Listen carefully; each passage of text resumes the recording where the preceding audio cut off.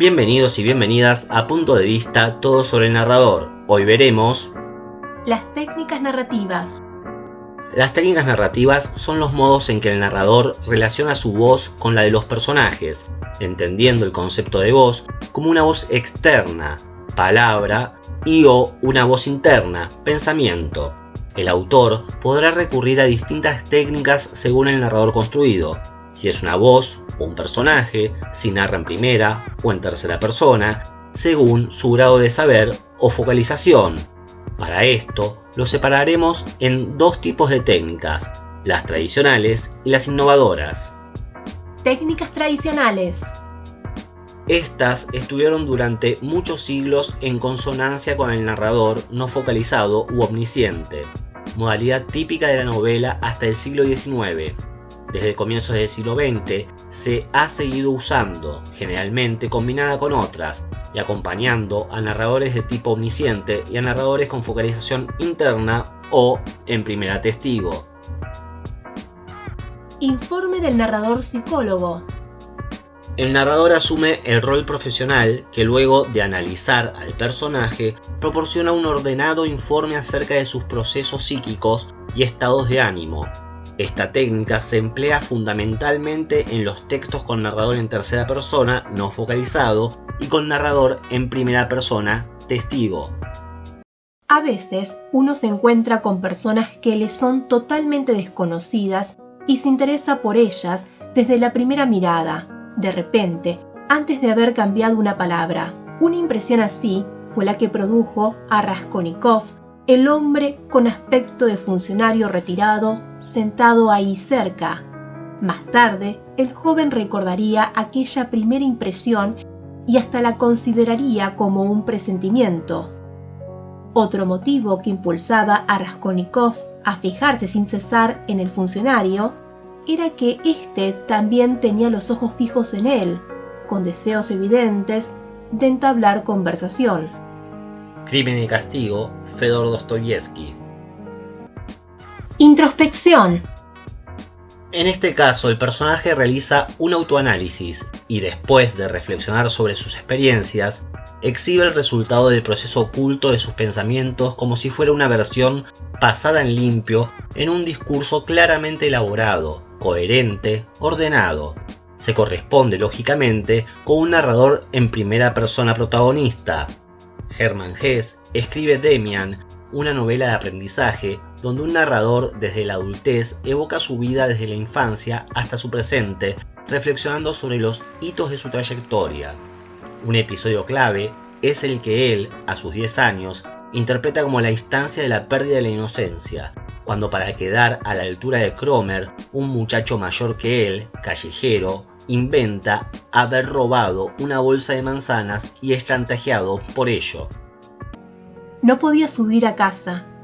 Mi vida estaba destrozada.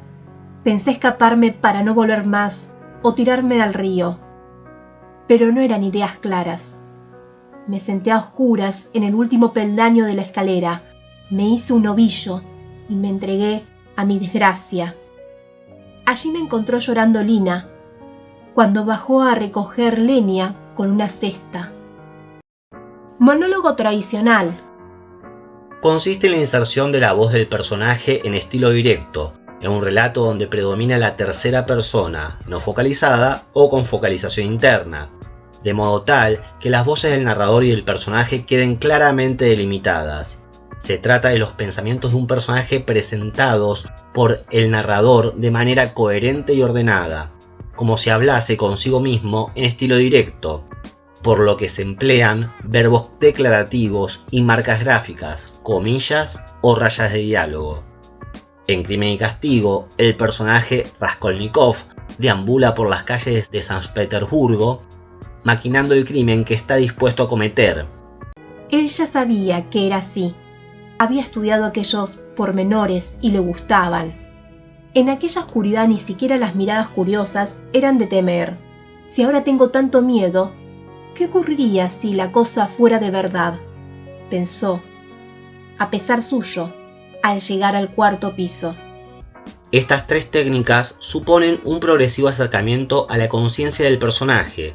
Si el psicólogo mantiene una distancia respecto de aquel, la introspección y el monólogo, en cambio, dan lugar a un tono confesional.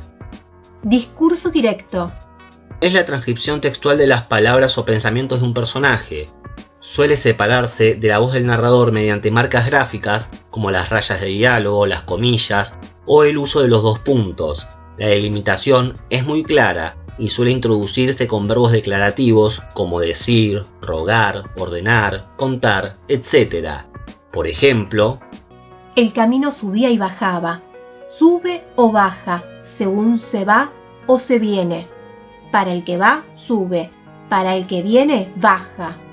¿Cómo dice usted que se llama el pueblo que se ve allá abajo? Comala, señor. Pedro Páramo, Juan Rulfo. Discurso indirecto. Consiste en la inclusión de las palabras de un personaje en la voz narradora, sin distinguirla con recursos gráficos, manteniendo el sentido, pero realizando algunas modificaciones. La forma más común es verbo de decir, pensar, comentar, etc., más que o preguntar, más sí, qué, quién, etc. Por ejemplo, Irene decía que mis sueños consistían en grandes sacudones que a veces hacían caer el cobertor. Nuestros dormitorios tenían el living de por medio, pero de noche se escuchaba cualquier cosa en la casa. Casa Tomada, Julio Cortázar. Pasemos a las técnicas innovadoras. A partir del siglo XIX comienzan a aparecer nuevas técnicas orientadas a representar fidedignamente las zonas más recónditas de la subjetividad, incluidos aquellos aspectos inconfesados para el propio personaje, como si lo que narrara fue una reproducción directa de los procesos mentales. Para traducir la naturaleza psíquica, su carácter caótico, fragmentario, asociativo, se quiebra la organización lógica y sintáctica del discurso. Además, se borronea el límite entre las voces y los pensamientos de los personajes entre sí y del narrador con los personajes. Estas técnicas se extendieron de la mano del desarrollo del psicoanálisis y se impusieron como recursos innovadores a lo largo del siglo XX. Discurso indirecto libre. Sirve para presentar las palabras y los pensamientos no verbales de un personaje, fusionado con la voz del narrador en tercera, no focalizado o con focalización interna, de modo que los lectores reciben un mensaje vacilante que parece provenir a la vez de la conciencia del personaje y de la voz del narrador. En la novela El retrato de Dorian Gray, de Oscar Wilde, el protagonista descubre que su imagen retratada en un cuadro se ha transformado inexplicablemente, materializando el inicio de su degradación moral. El narrador en tercera informa el narrador psicólogo, acerca de la batalla interior que está transcurriendo en la mente de Dorian. El retrato estaba ante él, con aquel rasgo de crueldad en la boca. ¡Crueldad! ¿Había sido cruel? La culpa era de la muchacha, no suya. Recordó con cuánta insensibilidad la había mirado. ¿Por qué había obrado así? ¿Por qué tenía un alma semejante? Pero él también había sufrido. Discurso directo libre. Consiste en la introducción de la voz de personajes en el discurso del narrador, sin indicación alguna. Las palabras son reproducidas tal como ellos las hubieran enunciado en un diálogo o las hubieran pensado en un monólogo, pero sin trazar los límites entre la voz del narrador y la de los personajes. Se eliminan entonces la raya de diálogo, las comillas, los verbos declarativos introductorios. En el cuento El ahogado más hermoso del mundo, de Gabriel García Márquez, el narrador con focalización cero introduce palabras y pensamientos tanto del ahogado como de las personas que lo rescatan. Lo vieron condenado en vida a pasar de medio lado por las puertas, a descalabrarse con los travesaños, a permanecer de pie en las visitas sin saber qué hacer con sus tiernas y rosadas manos de buey de mar, mientras la dueña de la casa buscaba la silla más resistente y le suplicaba, muerta de miedo: siéntese aquí, Esteban, hágame favor. y él recostado contra las paredes, sonriendo: no se preocupe, señora, así estoy bien. Monólogo interior.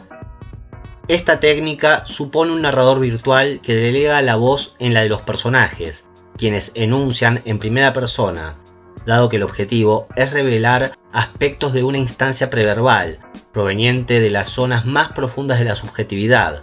Los personajes que monologan no pueden ser considerados en rigor narradores, pues no existe en ellos voluntad de relato, aunque en el monólogo interior se intenta simular un fluir psíquico, se mantiene una estructura lógico-sintáctica y el discurso se ajusta a las normas de puntuación y de construcción de oraciones. En el cuento La casa de Asterión, de Jorge Luis Borges, el narrador, una sorpresa para el lector, ya que no se nombra hasta el final, monologa sobre su situación y su soledad con una belleza única. Sé que me acusan de soberbia, y tal vez de misantropía, y tal vez de locura. Tales acusaciones, que yo castigaré a su debido tiempo, son irrisorias. Es verdad que no salgo de mi casa, pero también es verdad que sus puertas, cuyo número es infinito, están abiertas día y noche a los hombres y también a los animales. Que entre el que quiera. No hallará pompas mujeriles aquí, ni el bizarro aparato de los palacios, pero sí la quietud y la soledad. Fluir de conciencia. Es un tipo de monólogo interior que imita el funcionamiento incesante de la conciencia y su carácter caótico. Así como la mente salta de una idea a otra, también el texto fluctúa, se ramifica, cambia continuamente de curso, se interrumpe de manera súbita, dejando inconclusa una idea para pasar a otra. El discurso se torna verborrágico e incoherente, carece de organización lógica sintáctica y de hilación racional, lo que se traduce habitualmente en la ausencia de puntos y en frases agramaticales. Las emociones e imágenes se conectan por asociaciones libres literales o metafóricas, más o menos transparentes para el lector. En la octava entrega de Boquitas Pintadas, la conciencia de Juan Carlos Etchepare discurre en el micro de vuelta hacia General Vallejos, a su vuelta de Cosquín a causa de su tratamiento de tuberculosis. Aquí podemos observar lo caótico de una gran suma de imágenes que van pasando por su cabeza mientras mira por la ventanilla y piensa en su situación actual. El colectivo, el barquinazo, la polvareda, la ventanilla, el campo, el alambrado, las vacas, el pasto, el chofer, la gorra, la ventanilla, el caballo, un rancho, el poste del telégrafo, el poste de la unión telefónica, el respaldo del asiento de adelante, las piernas, la raya del pantalón, el barquinazo, las sentaderas, prohibido fumar en este vehículo, el chicle, la ventanilla, el campo, las vacas, el pasto, los choclos, la alfalfa, un sulky, una chacra, un almacén, una casa, bar almacén La Criolla, el campo de girasoles, club social sede deportiva, los ranchos, las casas, la ventanilla, los faroles, la tierra, el asfalto, martillero público Antonio P. Sáenz, consultorio Dr. Aschero, la vereda de baldosas, las luces, tienda El Barato Argentino, Banco de la Provincia. Eso es todo, amigos y amigas. Hasta la próxima y recuerden que no todo es lo que parece.